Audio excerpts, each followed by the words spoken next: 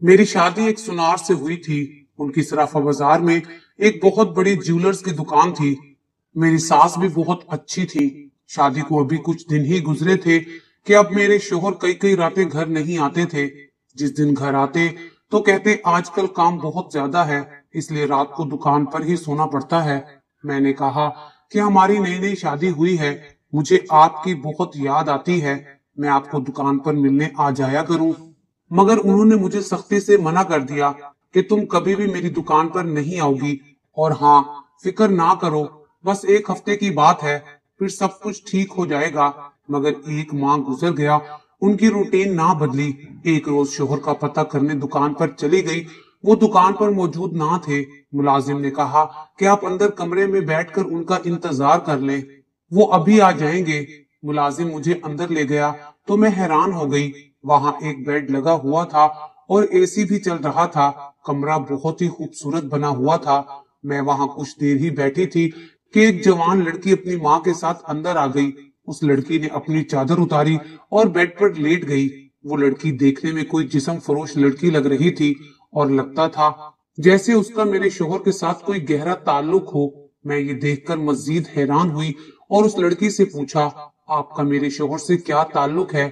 تو وہ کہنے لگی، تمہارا شوہر میرا زیور بیچ کر کھا گیا ہے، اب میں روزانہ اپنے پیسے پورے کرنے آتی ہوں۔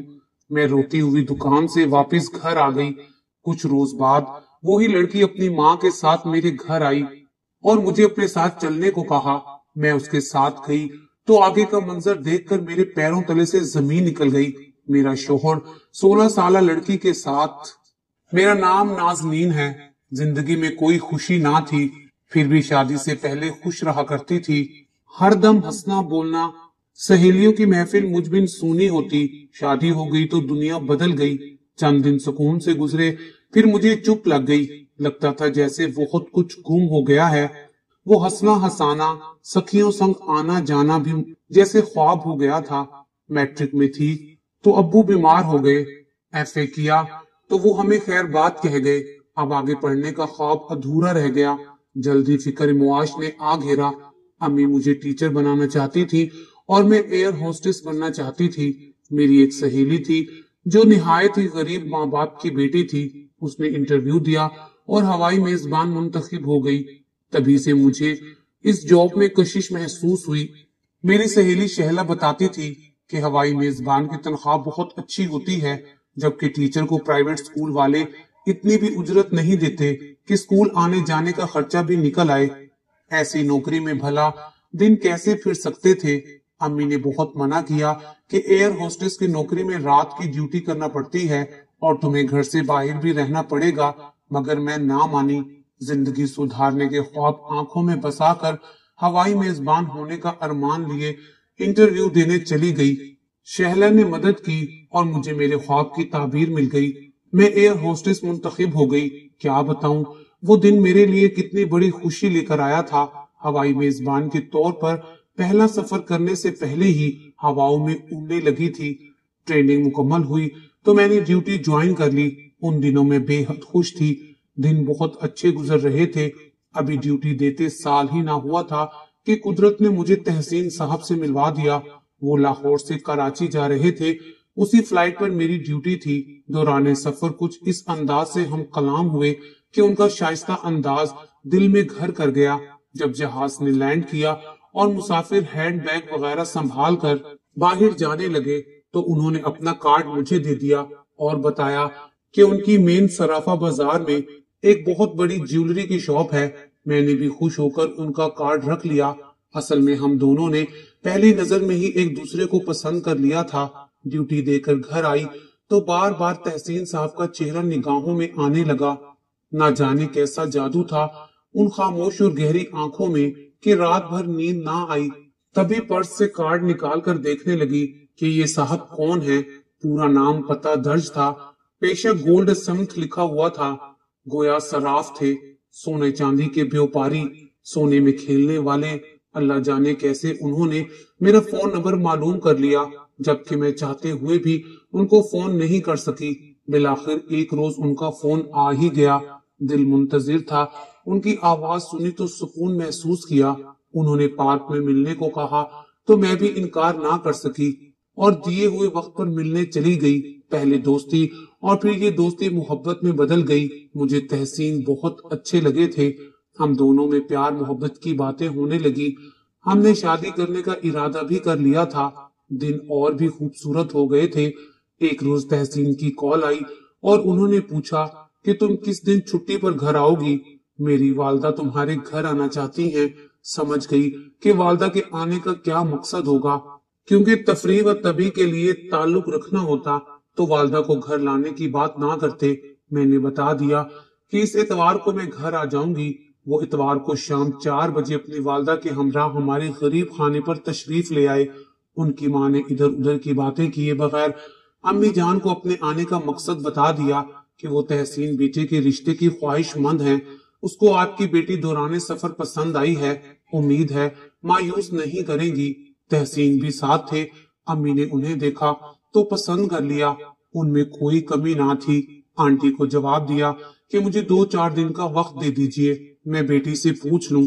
انہوں نے کھانا کھایا اور واپس اپنے گھر چلے گئے۔ ان کے جانے کے بعد امی نے مجھ سے پوچھا تو میں نے ہاں کہہ دی۔ اماں کو مجھے بیانہ ہی تھا۔ ہمارے مالی حالات اچھے نہ تھے، جمع پونجی سب ابا کے علاج پر لگ گئی تھی۔ ان کو گلے کا کینسر تھا، ان کا 3 برس تک علاج چلتا رہا تھا۔ والدہ میری ذمہ داری سے سبک دوش ہونا چاہتی تھی۔ ان کو میری رضامندی مل گئی تو بات طے ہو گئی۔ 1 ہفتے کے بعد تحسین کی والدہ دوبارہ آئیں تو امی نے ہاں کہہ دی۔ تحسین کی والدہ بہت خوش ہوئی اور بولی آپ میرے بیٹے کی دکان دیکھ لیں، جو معلومات درکار ہیں ان کے پڑوس دکانداروں سے لے سکتی ہیں۔ ہمارے گھر آ کر ہمارا گھر بھی دیکھیں، ہمارا ذاتی مکان ہے، ہمارے گھر میں کسی شے کی کمی نہیں ہے، دنیا کی ہر شے موجود ہے، مگر میری آپ سے ایک درخواست ہے، بس رخصتی میں دیر نہ کریں، کیونکہ مجھے میرے قریبی رشتہ دار اپنی بیٹی کا رشتہ دینا چاہتے ہیں، مگر میں بیٹے کی خواہش کے آگے کچھ نہیں کر سکتی۔ اس سے پہلے کہ ان کو خبر ہو اور معاملات خراب ہو جائیں، ہم خاموشی سے لڑکی کو بیاہ کر لے جانا چاہتے ہیں۔ امی نے انہیں کہا کہ ابھی ہماری تیاری مکمل نہیں ہے، مگر تحسین کی والدہ کوئی بات سننے کو راضی ہی نہ تھی۔ غرض دباؤ ڈال کر انہوں نے 1 ماہ میں تاریخ لے لی، یوں ہمیں سنبھلنے کا موقع نہ دیا اور یہ کہہ کر بات ختم کر دی کہ انہیں جہیز کی ضرورت نہیں ہے۔ نکاح کے بعد مختصر وقت میں رخصتی لینے آ گئے۔ یہ عجب شادی تھی کہ نہ شادی آنے بجے اور نہ بارات آئی۔ دلہا والوں کو اس قدر جلدی تھی کہ ہم اپنے رشتہ داروں کو مدعا کرنے نہ دیا۔ صرف ہماری پھوپھی پھوپھا اور نہایت ہی کچھ قریبی عزیزوں نے شرکت کی۔ میں دلہن بن کر تحسین کے گھر آ گئی۔ واقعی تحسین کا گھر تو بہت بڑا اور خوبصورت تھا، کسی چیز کی کمی نہ تھی، مگر شادی کے کچھ دن بعد ساس نے کہا کہ بیٹی اب تمہیں ملازمت چھوڑنی پڑے گی، اس کی اجازت ہم نہیں دے سکتے، ورنہ ایسی شادی کامیاب نہ ہوگی۔ مجھے ملازمت چھوڑنے کا دکھ ہوا، مگر شوہر اور ساس کی خوش نودی مقدم جانی۔ میری سہیلی شہلا کہتی رہ گئی کہ پہلے ان کے طور طریقے دیکھ لو، شادی میں بھی ان لوگوں نے بہت جلدی کی ہے اور اب تم ان کے کہنے پر ملازمت چھوڑنے میں بھی جلدی کر رہی ہو۔ ایسا نہ ہو کہ ملازمت چھوڑ کر پچھتانا پڑے۔ اب سوچنے کا وقت نہ تھا۔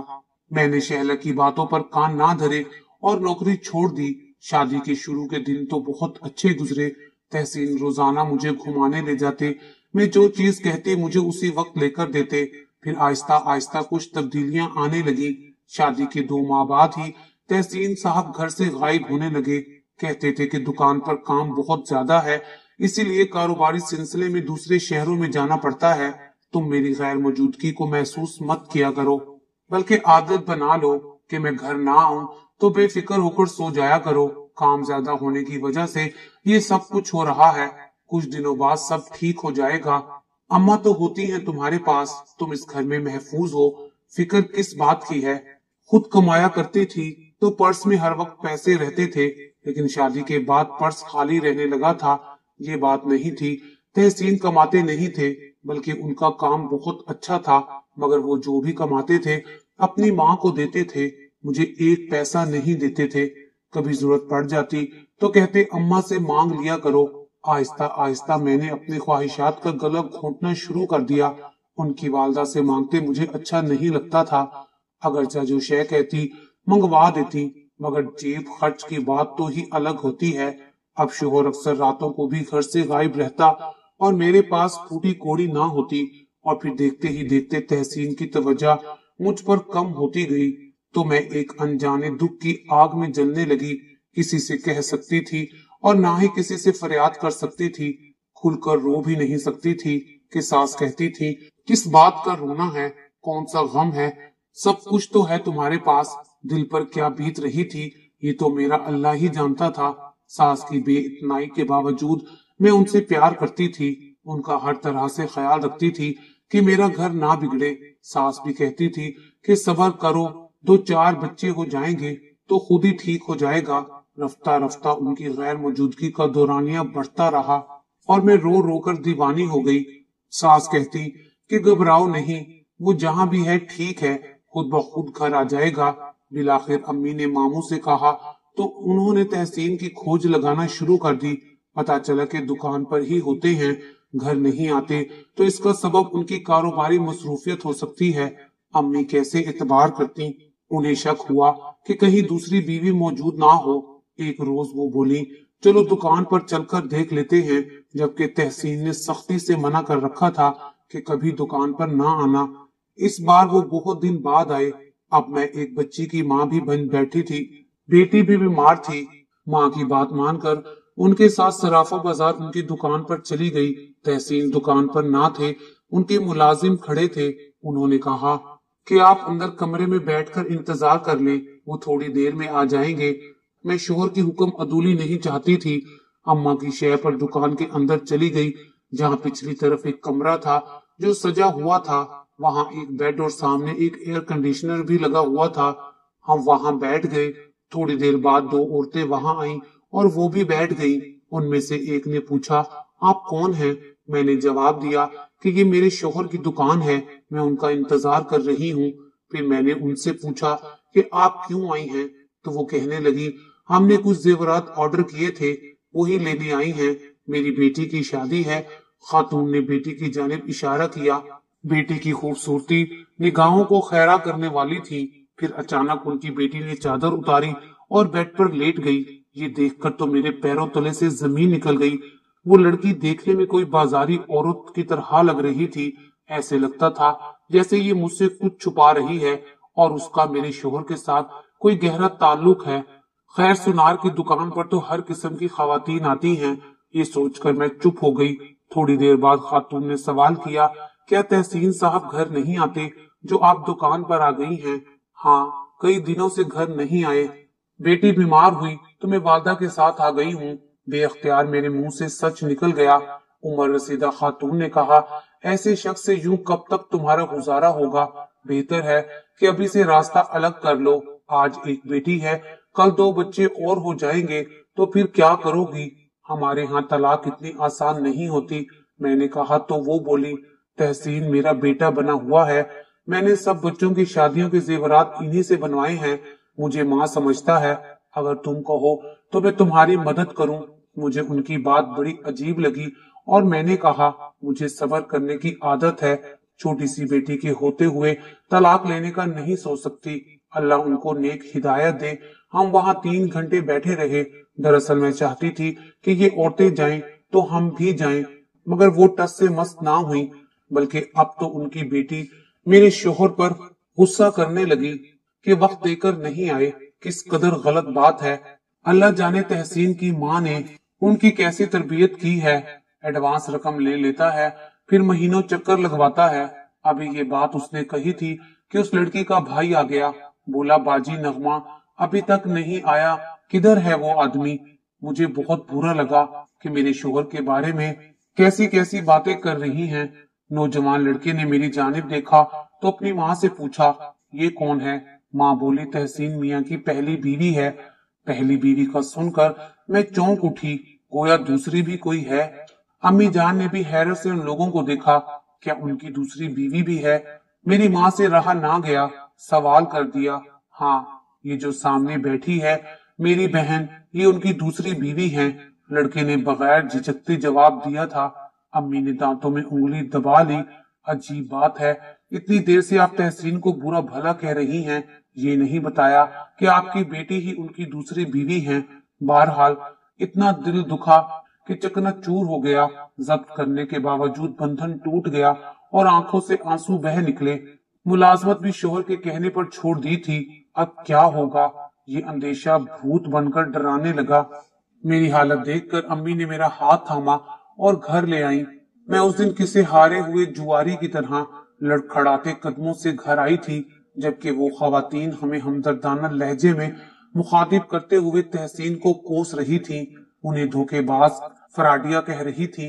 उन्होंने बातों बातों में मेरे घर का पता भी पूछ लिया था। इस वाक्य को ज्यादा दिन ना गुजरे थे कि वो खातून हमारे घर आ गई और कहा कि तुम्हारी बेटी किसका इंतजार कर रही है।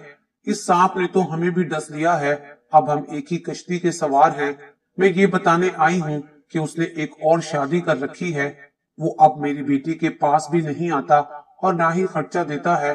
अगर इस बात का तुम्हें यकीन नहीं है तो मेरे साथ चलो और उसकी तीसरी बीवी से मिल लो। वो हमारी पड़ोसन की बेटी है, मेरी बेटी की सहेली थी जो अब सोतन बन गई है। मैंने कहा, देखकर क्या करूंगी, जहां एक वहां दो हो गई हैं। लेकिन इस खबर ने दिल को बहुत तड़पाया। मैंने अम्मी से कहा कि आप जाकर देख लें, क्या पता इस बात में कोई गलत फहमी हो। अम्मी खातून के साथ चली गई। वो एक खूबसूरत लड़की के घर ले गई, जहां नई नवेली दुल्हन से मुलाकात करवाई, जिसकी उम्र 17 बरस होगी। हुस्न में मिसले महताब थी।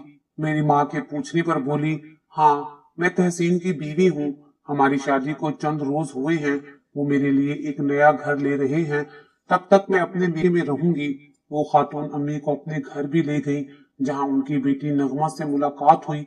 वो बहुत रंजीदा थी। उसने कहा कि आप लोग बेशक इस फराडी शख्स से बंधन कायम रखें, मगर मैं तो तलाक ले लूंगी। अभी हमारी कोई औलाद नहीं है। कल को बच्चे हो गए तो उनको पालना मुश्किल हो जाएगा। ये शख्स जब एक शादी और कर लेता है तो पहली बीवी का खर्चा बंद कर देता है। मुझे 6 माह से खर्चा नहीं दिया, इसलिए उस रोज हम दुकान पर गए थे। अकल का तकाजा यही है कि इस बेवफा से किनारा कर लिया जाए। वो तलाक की राह दिखाकर चली गई, मगर मेरी सोचों में आग लग गई। अब दिल नहीं चाह रहा था। दिल चाहता था कि इस जिंदगी से निजात पालूं कि मैं रूखी सूखी में भी शराफत से गुजारा कर रही थी। वो अयाश आदमी शादी पर शादी किए जा रहा था। मेरी क्या, अपनी बेटी की भी परवाह नहीं थी उसे, सिवाय मरहूमी और इंतजार के। और उसने दिया ही क्या था मुझे। मैंने मेके में डेरा जमा लिया और लौटकर घर ना गई। चंद दिनों में घुल घुल कर आधी रह गई। 20 बरस की उम्र में बूढ़ी नजर आने लग गई थी। कुछ दिन बाद तहसीन मुझे लेने आए तो सीधे मुंह बात ना की, उल्टा नाराज हुए कि दुकान पर क्यों आई थी जब मैंने मना किया था। अगर दोबारा ऐसी हरकत की तो तलाक दे दूंगा। और मैंने कोई शादी नहीं की। उन औरतों ने तुमसे झूठ कहा है। मेरा शोहर आज फिर झूठ बोल रहा था। मुझे उनकी किसी बात का यकीन नहीं था। मैं गुस्से में थी, इसलिए कह दिया, दे दो तलाक। मैं कौन सा खुश हूँ तुम्हारे साथ। गुस्से में मेरे मुंह से ये सब निकल गया। मेरा इतना कहना था कि उन्होंने मुझे एक साथ 3 तलाकें देकर कहा, ये लो तलाक, ये शौक भी पूरा कर लो। मेरा दिल लहू लुहान हो गया। वो ये कहकर चले गए और मैं अपने घर में बैठी रोती रही। कुछ रोज बाद मेरी सास रोती हुई सूरत बनाकर मेरे पास आई और अफसोस करने लगी कि बहू, तुमने होश से काम ना किया। किन औरतों का एतबार कर लिया। वो तो बाजारी औरतें थी। मैंने सब पता करवा लिया है। वो सब पैसे की गुलाम हैं। वो औरत मेरे बेटे से अपनी बेटी की शादी करना चाहती थी, इसलिए तुम रास्ते का कांटा थी। उन्होंने तुम्हारे साथ ये चाल चली। तुम शरीफजादी हो, उनके कहने में आ गई। तलाक का लफ्ज मुंह से क्यों निकाला। मर्द को इस तरह नहीं उकसाना चाहिए। अब क्या मिला तलाक लेकर। मैं जानती हूँ कि उसने तुम्हारे सिवा किसी से निकाह नहीं किया, लेकिन गुस्से में आकर उसने नगमाना से निकाह कर लिया है, सिर्फ इसी वजह से कि तुम उसकी किसी बात पर यकीन नहीं कर रही थी। मगर अब वो भी पछता रहा है। अरे नादान, तीसरी बीवी का तो नगमाना ने ढोंग रचाया था तुम्हें जलाने और बदजन करने के लिए। असल में वो लड़की नगमाना की सहेली थी। असल बीवी तुम ही थी, वरना वो अपने घर में मेरे साथ तुम्हें क्यों रखता। तुमने अपनी बेटी का भी ख्याल ना किया, बगैर सोचे समझे तलाक का मुतालबा कर दिया। अरे बेटी, तुम तहम्मुल से काम लेती तो ये चुड़ैलें कदम नहीं जमा सकती थी, मगर उस चालाक औरत ने तुम्हारे कदम उखाड़ दिए। اس لیے کہ اپنے قدم جما سکے۔ نغمانہ بالآخر تحسین سے نکاح کرنے میں کامیاب ہو گئی۔ میری خوشیوں کو ڈسنے والی میں نے کس کا اعتبار کر لیا؟ میرا گھر تو مجھ سے چھن گیا۔ زیادہ دکھ اس بات کا ہے کہ میری بیٹی بھی باپ کی شفقت سے محروم ہو گئی۔ کسی کے بہکاوے میں آ کر زہر کا پیالہ پی لیا، اب کہاں سے سکون ملتا؟ اس بات کو 5 سال گزر گئے ہیں، آج تک در در کی نوکریاں کر رہی ہوں۔ والدہ فوت ہو گئی ہیں، نہ کوئی بہن ہے نہ کوئی بھائی۔ نوکری کی تھکن بھی عورت کے لیے جان لیوا ہوتی ہے، یہ تو وہی جانتی ہیں جو نوکری کرتی ہیں۔ میں نغمہ کی زندگی کا کانٹا تھی، مجھے نکال کر اس نے مراد پالی۔ سوچتی ہوں اگر سہاگن رہتی تو اچھا تھا، شوہر جیسا بھی تھا کچھ دنوں بعد گھر آ ہی جاتا تھا، معاشرے میں عزت بھی تھی، گمان تھا طلاق لے کر سکون مل جائے گا، لیکن نہیں ملا۔ آج تک بے سکون ہوں۔ آخر میں بس اتنا کہوں گی کہ اگر میری کہانی بھی آپ کے ساتھ ملتی جلتی ہے تو خدا کے لیے اپنے شوہر پر اعتبار کریں، اسی کے ساتھ آپ کی زندگی خوبصورت ہے۔ دوسری عورتوں کی باتوں میں آ کر اپنی زندگی اپنے ہاتھوں سے برباد نہ کریں، جس طرح میں نے کی۔